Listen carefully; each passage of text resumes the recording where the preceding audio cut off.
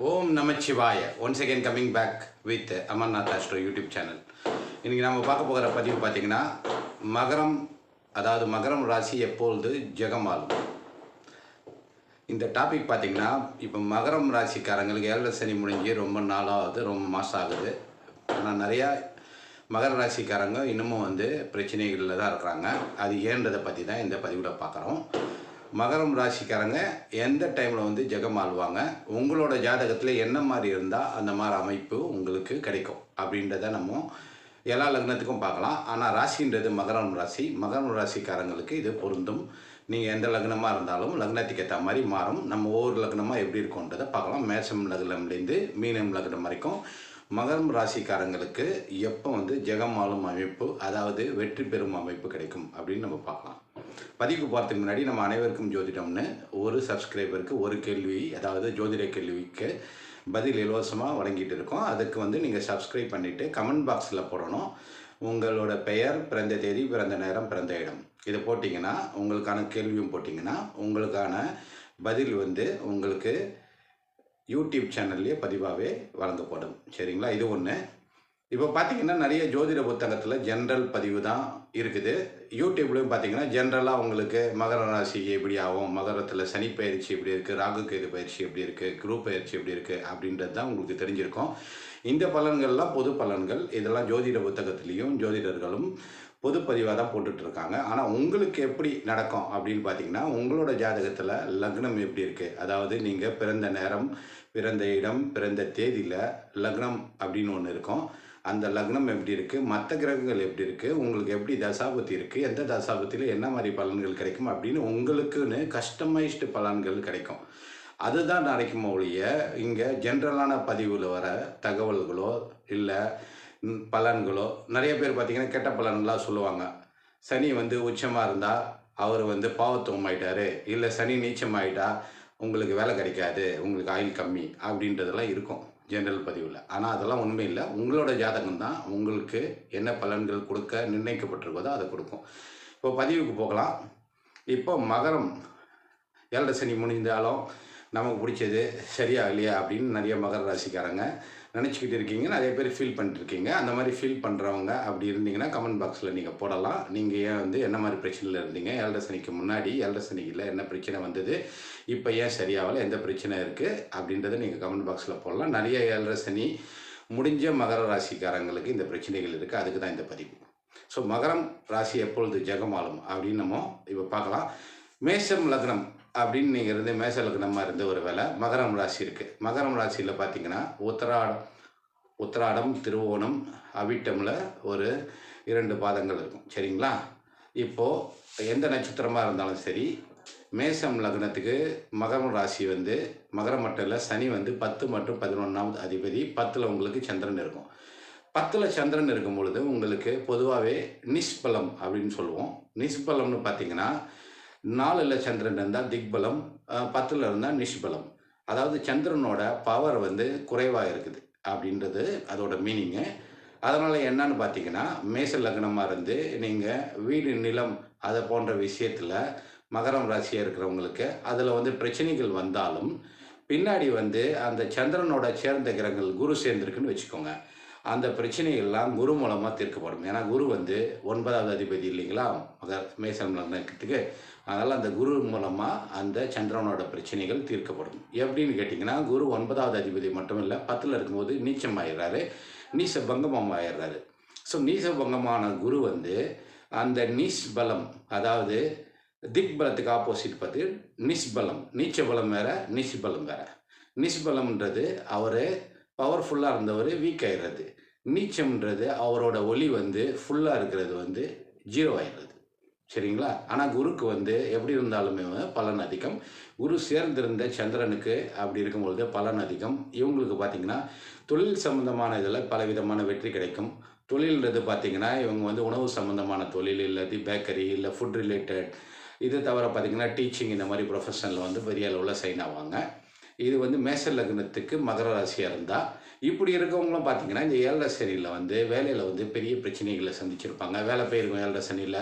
சரி, 7 சனி முடிஞ்சிடுச்சு, 7.5 வருஷம், 7.5 நாள் கிடையாது, 7.5 வருஷம் ஒரு ஒரு வருஷம் வேலை கிடைச்சிருக்கும், 6 மாதம் இருக்காது. திருப்பி வேறு ஒரு வேலைக்கு போவாங்க. திருப்பி வேலை கிடைக்கும். திருப்பி வேலை வந்து போயிடும். வேறு வேலையை ட்ரை பண்ணுவாங்க.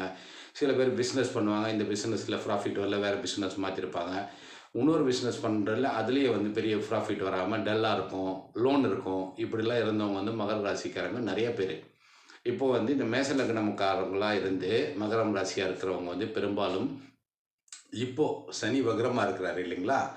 இப்போ வந்து நவம்பர் 13க்கு மேலே இவங்க வந்து வெற்றி பெறும் அமைப்பு கிடைக்கும். எப்படின்னு பார்த்தீங்கன்னா, அந்த சனி வந்து இப்போ வக்ரமாக இருக்கிறதோட்டு, அந்த வக்ரம் ஆகி மீனத்திலிருந்து திருப்பி வந்து கும்பத்துக்கு வருவார். கும்பத்துக்கு வந்து வக்ரம்லேருந்து நிவர்த்தி ஆகி திருப்பி போவார். அப்போ நிவர்த்தி ஆகி போகும்போது மகரத்துக்கு 2வது வீட்டில் சனி வந்து வக்ர நிவர்த்தி ஆகும்போது, இந்த மகரம் ராசிக்காரங்களுக்கு மேஷ லக்னத்தில் இருக்கிறவங்களுக்கு பிறந்தவங்களுக்கு 11வது இடத்துலேருந்து சனி நிவர்த்தி ஆகி போகிறத விட்டு வேலைனாலும் சரி, தொழில்னாலும் சரி பெரிய வெற்றி கிடைக்கும். லாபம் வந்து நவம்பர் 13லேருந்து உங்களுக்கு அந்த 7.5 சனி முடிஞ்சு ஒன்றுமே நடக்கலையேன்றவங்களுக்கு இந்த சனி வக்ர நிவர்த்தி ஆனோன்னே படிப்படியாக கிடைக்கிறதுக்கு நிறைய வாய்ப்பு இருக்குது. இது பொது பலன்கள் அல்ல, உங்களுடைய பலன். மேஷ லக்னமாக இருக்கிறவங்க மகர ராசிக்காரங்களாக இருந்தீங்கன்னா இதுதான் உங்களோட பலன். உங்களுக்கு எந்த தசாபுத்தி இருந்தாலும் பரவாயில்ல. இந்த சனினால் தொழில் மற்றும் வேலையை பற்றி தான் நான் சொல்கிறேன். மற்ற தசாபுத்தி வந்து அதோட ஆதிபத்தியத்துக்கு ஏற்ற மாதிரியும் காரகத்துவத்துக்கு ஏற்ற மாதிரியும் தான் பலன்கள் கொடுக்கும். இருந்தாலும் தொழில் மற்றும் வேலை சம்பந்தமாக சனி கொடுத்த தடைகள்லாம் வந்து நீங்கி நீங்கள் பெரிய அளவில் ஜெயிக்க போகிறீங்க. அதுக்காக நீங்கள் காத்துக்கிட்டு இருங்க நவம்பர் 13 வரைக்கும். நவம்பர் 13ஆம் தேதி எக்ஸாக்ட் நடக்குமானா அந்த விஷயம்லாம் போய் படிப்படியாக நீங்கள் மேலே போவீங்க. அதை நீங்களே பார்க்கலாம். அதுதான் இந்த பதிவோட இது வந்து மேஷ லக்னக்காரங்களுக்கு. ஒருவேளை ரிஷப லக்னமாக இருக்கிறீங்க நீங்கள். ரிஷப லக்னமாக இருக்கும் பொழுது சனி வந்து 9 மற்றும் 10வது அதிபதியாக, அதாவது தர்ம கர்ம அதிபதியாக ஒரே கிரகமே வருது. நீங்கள் ரிஷப லக்னமாக இருந்து மகர ராசியாக இருக்கிறீங்க.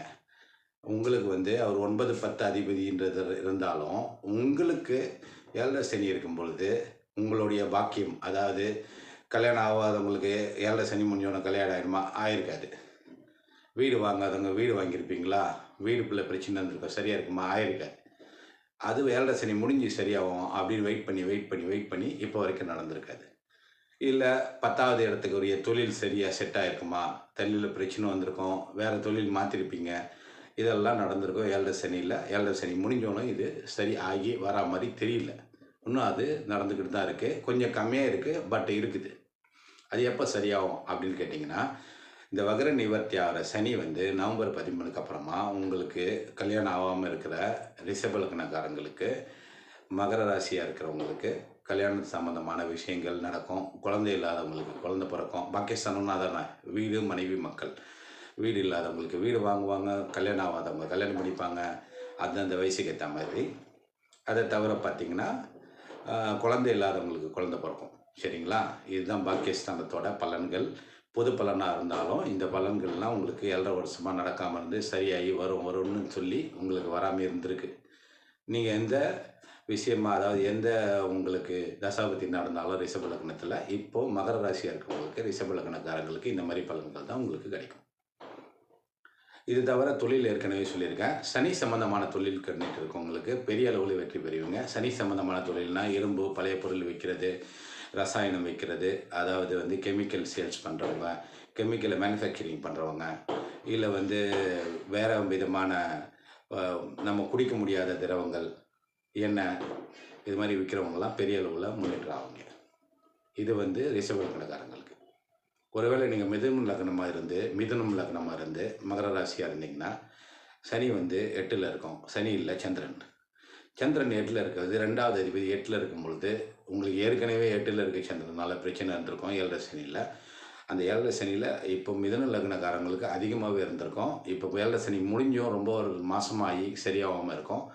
ஆனால் அந்த மாதிரி சரியாகாமல் இருக்கிற மிதுன லக்னக்காரங்களுக்கு ஏற்கனவே நம்ம சொன்ன மாதிரி வக்ரம் நிவர்த்தி ஆகும் பொழுது கும்பத்தில் நிவர்த்தி ஆகி போகும்போது 9வது இடம் வந்து இவங்களுக்கு மிதுனம் லக்னத்துக்கு பலம் பெற்று பெரிய அளவில் முன்னேற்றம் வரும். பாக்கியஸ்தானம் பலம் பெறும். பாக்கியஸ்தானத்துக்குரிய கல்யாணம், குழந்தை பாக்கியம், இல்லை வீடு போன்ற விஷயங்கள், தந்தையினால் லாபம், இல்லை மாமனார்னால் லாபம், இல்லை மனைவி மூலம் லாபம், இதெல்லாம் வந்து சேரும்.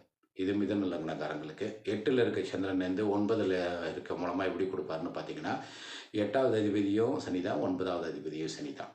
இப்போ வெளிநாடு முயற்சி செய்கிறவங்களுக்கும் மிதுன லக்னக்காரங்களுக்கு நவம்பருக்கு 13க்கு அப்புறமா வெளிநாட்டில் போயிட்டு வேலை வாங்கிட்டு செட்டில் ஆகிற மாதிரி வாய்ப்பு கிடைக்கும்.